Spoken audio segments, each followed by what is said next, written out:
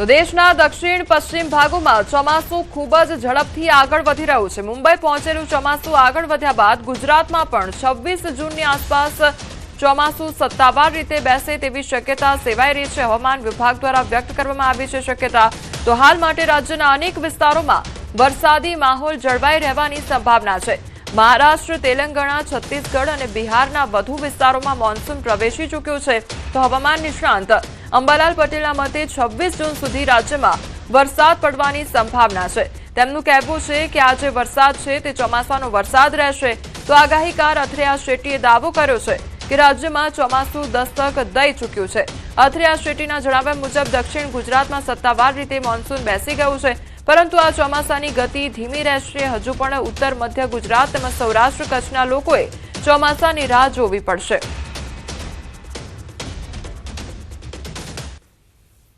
હવે તારીખ 23 જૂનથી 26 જૂન સુધીમાં ચોમાસાનો વરસાદ ઘણા ભાગોમાં આવવાની શક્યતા રહેશે। આ ઉપરાંત કેટલાક ઝાપટા મધ્ય ગુજરાતના ભાગોમાં પણ પડવાની શક્યતા રહેશે। પરંતુ ઉલ્લેખનીય છે કે હવે સમુદ્રમાં ઊંચા મોજા ઉછળશે। માછીમારોએ હવે સાવધ રહેવું ઈચ્છ રહેશે, કારણ કે હવે 29 જૂનથી લગભગ 7 જુલાઈ સુધીમાં ગુજરાતમાં અનરાધાર वर्षा थवानी शक्यता रहे। भले ही गुजरात में प्रवेश किया है दक्षिण भागों में, लेकिन ये हफ्ते में थोड़ी आगे की प्रोग्रेस उसकी धीमी रहेगी और दक्षिण गुजरात और जो दक्षिण सौराष्ट्र के इलाके हैं इन्हीं इलाकों में ये हफ्ते में हम बारिश की गतिविधियां देख सकते हैं, क्योंकि अब भी उत्तर मध्य गुजरात, सौराष्ट्र के ज़्यादातर इलाके और कच्छ के इलाकों में सूखा हवा का अभी भी दबदबा बना हुआ है। तो जब तक वो सूखा हवा वहां से हटता नहीं है तब तक मानसून भी गुजरात को पूरी तरह से नहीं कवर कर पाएगा। अगले 2-3 दिनों में मानसून अरब सागर के उत्तर अरब सागर और गुजरात के कुछ हिस्सों, महाराष्ट्र और छत्तीसगढ़ के कुछ हिस्सों तथा मध्य प्रदेश के कुछ हिस्सों में आगे बढ़ने के लिए स्थितियां अनुकूल है। उसके आगे 3-4 दिनों में झारखंड और बिहार के बाकी हिस्सों तथा उत्तर प्रदेश के कुछ हिस्सों में आगे बढ़ने का स्थितियां अनुकूल बनी हुई है। अगले 2-3 दिन में गुजरात में जो दक्षिण गुजरात की जिला है उसमें अनसेट होने का संभावना बताया जाए। अभी जो मानसूनल फ्लो है फेवरेबल ही है। हम अनुमान लगा रहे हैं कि ये कल या परसों गुजरात को टच कर सकता है। વલસાડ જિલ્લાના વાતાવરણમાં પલટો જોવા મળ્યો છે। સતત ત્રીજા દિવસે પણ જિલ્લામાં વરસાદી માહોલ છવાયો હતો। મોડી રાત્રે વલસાડ જિલ્લાના વાપી, વલસાડ, ઉમરગામ સહિત અન્ય તાલુકાઓમાં વરસાદ વરસ્યો હતો। ઉમરગામમાં 6 કલાકમાં 4.5 ઇંચ જેટલા વરસાદને કારણે વાતાવરણમાં ઠંડક પ્રસરી હતી, જેથી લોકોએ ગરમી અને બફારાથી રાહત અનુભવી હતી। મહત્વપૂર્ણ છે કે હવામાન વિભાગે પણ જિલ્લામાં વરસાદની આગાહી કરી હતી। પરિણામે છેલ્લા 1 અઠવાડિયાથી જિલ્લામાં વાદળછાયું વાતાવરણ હતું અને 3 દિવસથી જિલ્લામાં છૂટોછવાયો વરસાદ વરસી રહ્યો છે। વરસાદને કારણે ખેડૂતોમાં ખુશીની લહેર પણ જોવા મળી રહી છે।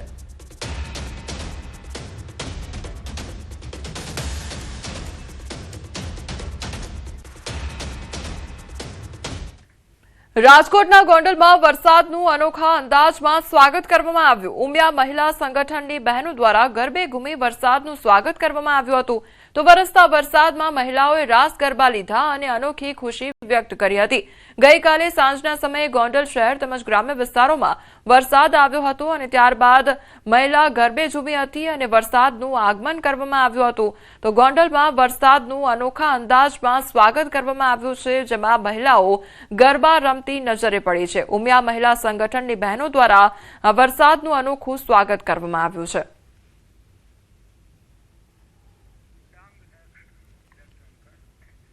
ડાંગમાં વરસાદી માહોલ વચ્ચે સાપુતારામાં ધુમ્મસભર્યું વાતાવરણ જોવા મળ્યું। ત્યારે સાપુતારામાં ચોમાસાની જમાવટ સાથે કુદરતનું મનમોહક દ્રશ્ય જોવા મળ્યું છે। સતત 2 દિવસ વરસાદ બાદ વહેલી સવારે ધુમ્મસના કારણે કુદરતી સૌંદર્ય ખીલી ઉઠ્યું છે। સમગ્ર સાપુતારા વિસ્તારમાં ઝીરો વિઝિબિલિટી જેવી સ્થિતિ સર્જાઈ। તો મુખ્ય માર્ગો પર ધુમ્મસ છવાઈ જતા વાહન ચાલકોને વાહન ચલાવવામાં મુશ્કેલીનો સામનો કરવો પડ્યો। ધુમ્મસ અને હરિયાળીની વચ્ચે સર્જાયેલા આહલાદક દ્રશ્યો પ્રવાસીઓ માટે આકર્ષણનું કેન્દ્ર બન્યા છે।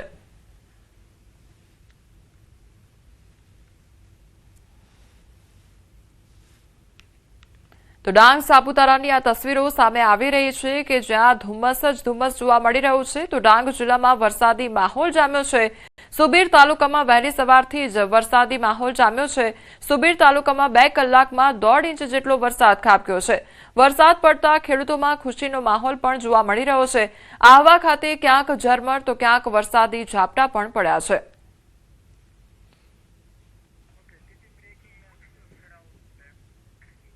સાબરમતી નદીમાં આવ્યા છે નીર, ત્યારે સાબરમતી નદી બંને કાંઠે વહેતી થઈ છે. વાસણા બેરેજના રિપેરિંગ બાદ નદીમાં પાણી છોડવામાં આવ્યું છે. તો 35 દિવસમાં વાસણા બેરેજની કામગીરી પૂર્ણ થઈ છે. જળયાત્રાને લઈને નદીમાં પાણી છોડવામાં આવ્યું છે. અમદાવાદ સાબરમતી નદીમાં નવા નીર આવ્યા છે અને પાણી છોડવામાં આવ્યું છે. કામગીરી જે છે તે પૂર્ણ થઈ છે. ત્યારબાદ 35 દિવસમાં વાસણા બેરેજની કામગીરી પૂર્ણ થઈ અને હવે પાણી છોડવામાં આવ્યું છે. તો વાસણા બેરેજના રિપેરિંગ બાદ નદીમાં પાણી છોડવામાં આવ્યું છે. જળયાત્રાને લઈને નદીમાં પાણી છોડવામાં આવ્યું છે.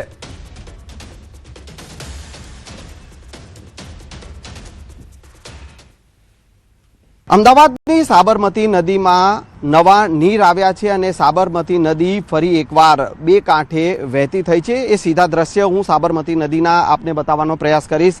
હાલ આપ જે જોઈ શકો છો કે ફરી એકવાર પાણીથી છલોછલ 2 કાંઠે વહેતી સાબરમતી નદી જોવા મળી રહી છે.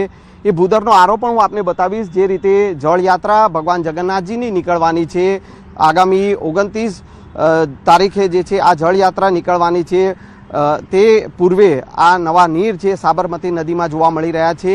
જળયાત્રાની જો વાત કરવામાં આવે તો ભગવાન જગન્નાથજીના નિજ મંદિરેથી હાથી અને યજમાનો સાથે, ભક્તો સાથે જળયાત્રા નીકળતી હોય છે અને ભૂદરના આરે પહોંચી અને 108 કળશમાં સાબરમતી નદીના નીર ભરવામાં આવે છે અને એ નવા પાણીનો જે જળાભિષેક જે છે તે ભગવાન જગન્નાથજી અને ભગવાન પર કરવામાં આવતો હોય છે.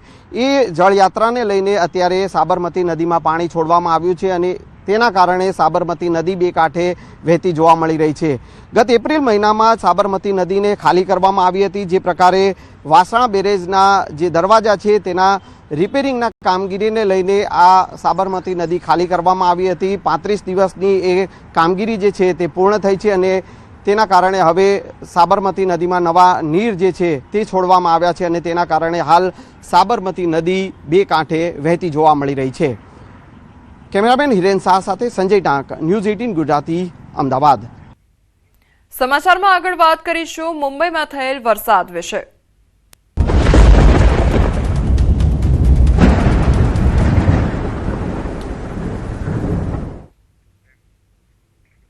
મુંબઈ અને આસપાસના વિસ્તારોમાં ગઈ રાતથી સતત ભારે વરસાદ વરસી રહ્યો છે. હવામાન વિભાગે મુંબઈ અને ઉપનગરો માટે રેડ એલર્ટ જાહેર કર્યું છે, જ્યારે ઠાણે જિલ્લામાં ઓરેન્જ એલર્ટ લાગુ કરવામાં આવ્યું છે. પાલઘર જિલ્લામાં પણ રેડ એલર્ટ આપવામાં આવ્યું છે. કલ્યાણ, ડોંબીવલી, કરજત અને નેરલ વિસ્તારોમાં મુશળધાર વરસાદને કારણે જનજીવન પ્રભાવિત થઈ ગયું છે. આગામી કલાકોમાં ગાજવીજ સાથે 41 થી 61 કિલોમીટર પ્રતિ કલાકની ઝડપે પવન ફૂંકાવાની શક્યતા છે. તો છેલ્લા 24 કલાકમાં શહેરમાં 3 ઇંચ, પૂર્વ ઉપનગરોમાં 3.43 ઇંચ અને પશ્ચિમ ઉપનગરોમાં 4 ઇંચ વરસાદ નોંધાયો છે. મુંબઈમાં ચોમાસાએ આખરે પોતાનો સાચો રંગ બતાવવાનું શરૂ કરી દીધું છે. મંગળવાર રાતથી સતત પડી રહેલા મુશળધાર વરસાદે દેશની આર્થિક રાજધાની પર અસર કરી છે. સવાર સુધીમાં ઘણા નીચાણવાળા વિસ્તારો પાણીમાં ડૂબી ગયા હતા, રસ્તાઓ જામ થઈ ગયા હતા અને લાખો મુસાફરો માટે જીવનરેખા ગણાતી લોકલ ટ્રેનો ખોરવાઈ ગઈ હતી.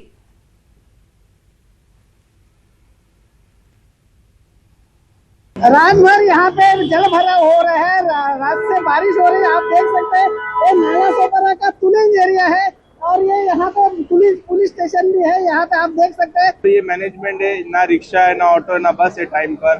और जॉब वाले समझते नहीं है ये चीज. जॉब वाले पैसा काटेंगे, बट कैसा है आम आदमी ये चीज में पिसता रहेगा. ये बीएमसी फेलियर है. हालांकि बारिश लेट आई है, मैनेजमेंट हो सकता था, बट कुछ मैनेजमेंट नहीं है. आप देख सकते हैं आजू बाजू घुटने तक पानी भर रहा है, कोई मैनेजमेंट नहीं है. और टाइम पे जाना जरूरी है, वरना पैसे भी कटे. आम आदमी मतलब हर तरीके से फंसेगा. यहाँ पे महानगर पालिका का ये फेल्यूर है, ऐसा यहाँ के लोगों का कहना है. महानगर पालिका के अधिकारी और ठेकेदार के ऊपर कुछ कार्रवाई होगी क्या, ये सब आपको देखना पड़ेगा, क्योंकि यहाँ पे जो अधिकारी है उनके ऊपर कार्रवाई होनी चाहिए, ऐसे लोगों की मांग है. भाग्यश्री देसाई के साथ विजय देसाई, न्यूज 18 इंडिया, वसई विरार। દર વર્ષે ચોમાસાની ઋતુ દરમિયાન મુંબઈમાં મુશ્કેલીનો સામનો કરવો પડે છે અને આ વખતે પણ પરિસ્થિતિ એવી જ હતી. રાતભર ભારે વરસાદથી લોકોની ઊંઘ ખોરવાઈ ગઈ હતી અને ઓફિસ જનારા લોકોને ટ્રાફિક જામ, પાણી ભરાઈ જવા અને મોડી પડેલી ટ્રેનોનો સામનો કરવો પડ્યો હતો. હવામાન વિભાગે પહેલાથી જ ભારે વરસાદની ચેતવણી જારી કરી હતી અને તેની અસરો હવે જમીન પર સ્પષ્ટપણે જોઈ શકાય છે.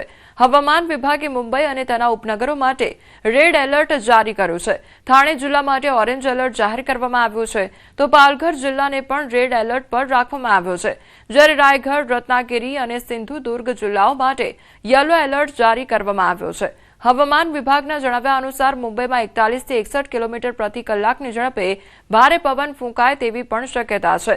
કલ્યાણ, ડોંબિવલી, કરજત અને નેરલ વિસ્તારોમાં ગઈકાલ રાતથી ભારે વરસાદ વરસી રહ્યો છે, જેના કારણે સામાન્ય જનજીવન ખોરવાઈ ગયું છે. मुंबई में आफत की बारिश ने एक बार फिर रफ्तार पकड़ ली है और अब मैं अभी यहाँ पे दादर टीटी ब्रिज के नीचे मौजूद हूँ और आप यहाँ पे देख सकते हैं कि यहाँ पे पानी भरने के लिए शुरुआत हो चुकी है. दादर टीटी का ये पूरा इलाका जो हिंद माता से जुड़ा जाता है, हर साल जल जमाव के लिए जाना जाता है. इस बार भी यहाँ से आप दृश्यों के माध्यम से देख सकते हैं कि यहाँ पे अभी पानी भरने के लिए शुरुआत हो चुकी है. यहाँ से दादर से जो सायन है या फिर दक्षिण मुंबई की तरफ गाड़ियाँ जा रही है, उनके पहिए पूरी तरह से पानी में डूब चुके हैं. ट्रैफिक की रफ्तार ने रेंगने पर मजबूर कर दिया है. दोपहिया वाहन चालकों के लिए तो ये यहाँ से निकलना थोड़ा सा मुश्किल होता जा रहा है और मुंबईकरों के लिए ये परेशानी नई नहीं है, लेकिन हर साल करोड़ों रुपए ड्रेनेज सिस्टम और पंपिंग स्टेशन पर खर्च करने के बाद भी पहली ही जोरदार बारिश में दादर टीटी का हालत प्रशासन की तैयारी पर गंभीर सवाल खड़ा कर देती है. મુંબઈ અને ઉપનગરોમાં મંગળવાર રાતથી જ પડી રહેલા મુશળધાર વરસાદને કારણે અનેક ઘણા નીચાણવાળા વિસ્તારો પાણીમાં ગરકાવ થઈ ગયા છે. ઠાણે, અંધેરી, કિંગ સર્કલ, દાદર, હિન્દુ કોલોની, ભાંડુપ, નવી મુંબઈ, વસઈ, વિરાર, નાલા સોપારા સહિતના વિસ્તારોમાં પાણી ભરાઈ ગયા હોય તેવા દ્રશ્યો પણ સામે આવ્યા છે. તો પ્રથમ વરસાદમાં જ મુંબઈ પાણી થઈ ગયું છે. વાહન ચાલકોને હાલાકી ભોગવવી પડી રહી છે. રાહદારીઓને પણ અવરજવર કરવામાં મુશ્કેલી પડી રહી છે, જેથી લોકો બીએમસી પર રોષ ઠાલવી રહ્યા છે. જો કે મેઘરાજાના ધમાકેદાર આગમનને કારણે ગરમી અને ઉકળાટથી પરેશાન લોકોએ રાહતનો શ્વાસ લીધો છે.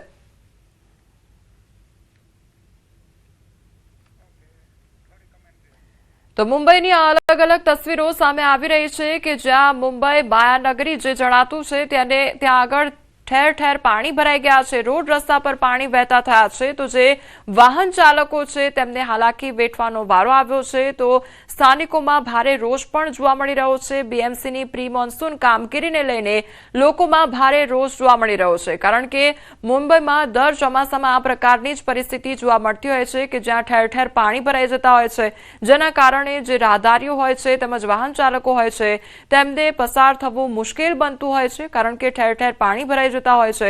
ત્યારે પ્રી મોન્સૂનની કામગીરીને લઈને પણ અનેક સવાલો ઉદ્ભવી રહ્યા છે, કારણ કે આ વખતે વરસાદ મોડો આવ્યો છે, ચોમાસું જે છે તે મોડું આવ્યું છે, તેમ છતાં પણ કામગીરી યોગ્ય કરવામાં આવી નથી. પાણીનો જે યોગ્ય નિકાલ થવો જોઈએ તે નથી થઈ રહ્યો, જેના કારણે મુંબઈ નગરના જે લોકો છે તેમનામાં ભારે રોષ જોવા મળી રહ્યો છે. ઠાણે, અંધેરી તેમજ કિંગ સર્કલ, દાદર, હિન્દુ કોલોની અને ભાંડુપ, નવી મુંબઈ, વસઈ, વિરાર, નાલા સોપારાની આ તસવીરો સામે આવી છે કે જ્યાં નજર કરો ત્યાં પાણી જ પાણી જોવા મળી રહ્યું છે.